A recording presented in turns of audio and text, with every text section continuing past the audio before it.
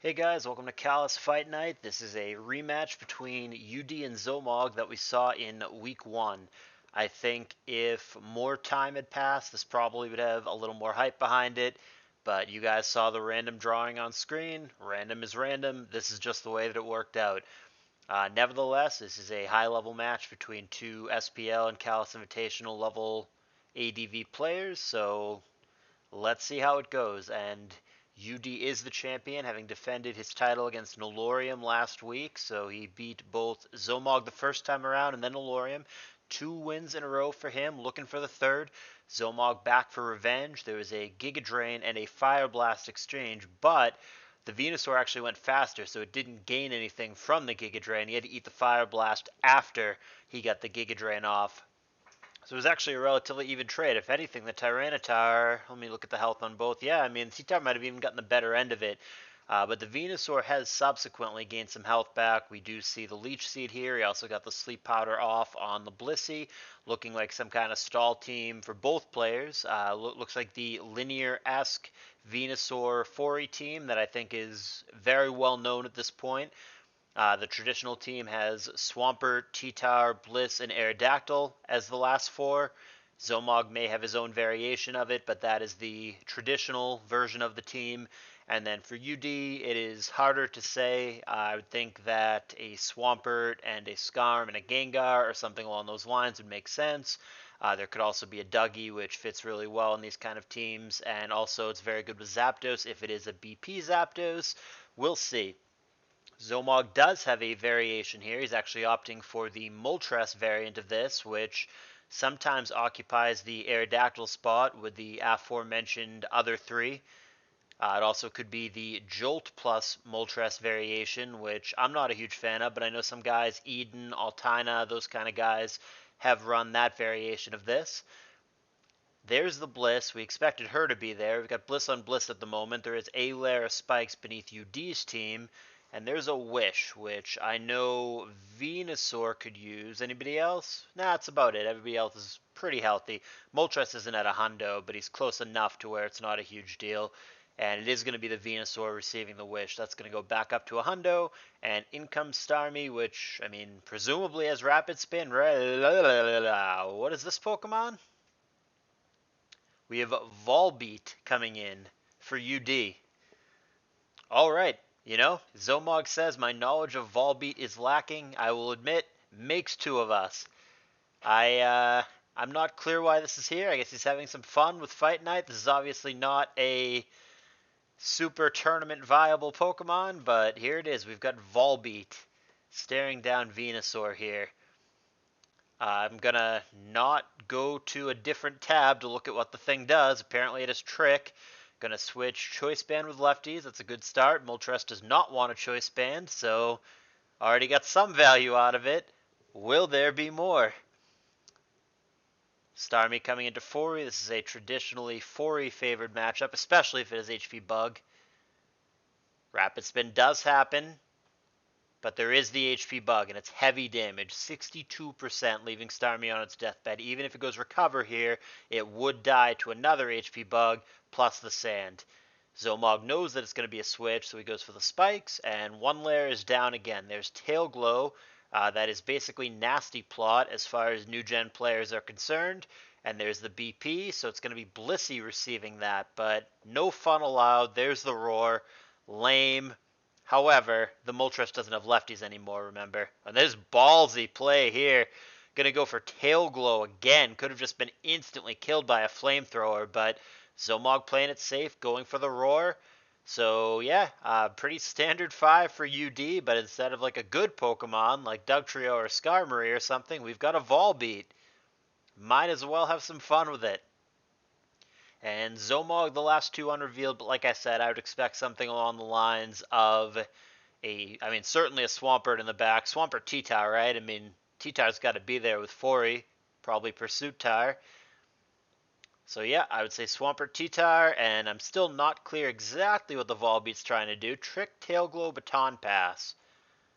Spikes layer number 2 as T-Tar comes in. We already know from before that it is Fire Blast, which this isn't actually that bad, because again, the Moltres doesn't have lefties, so any amount of chip damage is going to add up.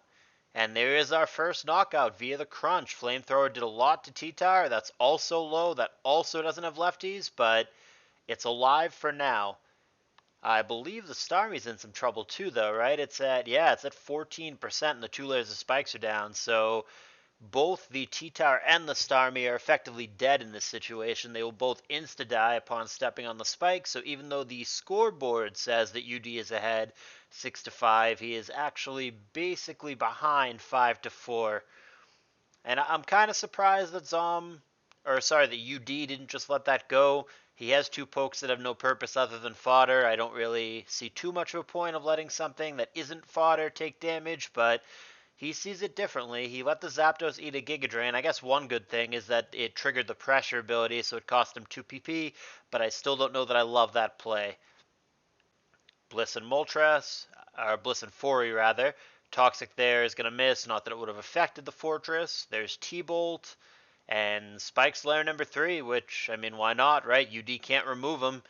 Zom looks very ahead to me in this game, and that's going to make it even worse for UD. So we're now looking at a 4-5, which is essentially a 4-3 favoring Zom, and I think that the Blissey is going to be very difficult to break at this point. There's the BP going to Swampert, okay, S-Toss. Yet to be determined if this Blissey has Toxic, but it seems unlikely. Wish Seismic Toss, she's got to have Soft Boiled, and she's got to defend herself from Dugtrio, so you would think the last move has to be Ice Beam. And UD going on the offensive, I mean, he really doesn't have a lot of options at this point. Surf and EQ, Surf does a little bit more. Of course, he's sapping him with Toxic as well. He's going to lefties here with Protect and do the residual damage on the other side. Venusaur sneaking in now on a Surf that isn't going to do a lot. Might be a good opportunity for UD to use one of his fodder pokes after the Protect, of course. Gets the lefties. That's what I would do here. I would just throw the T-Tower or the Starmie in. Yep, he's just going to let it go. And now he's going to get a free switch, which, I mean, it has to be Zapdos, right? I can't imagine what the other pokes are going to do.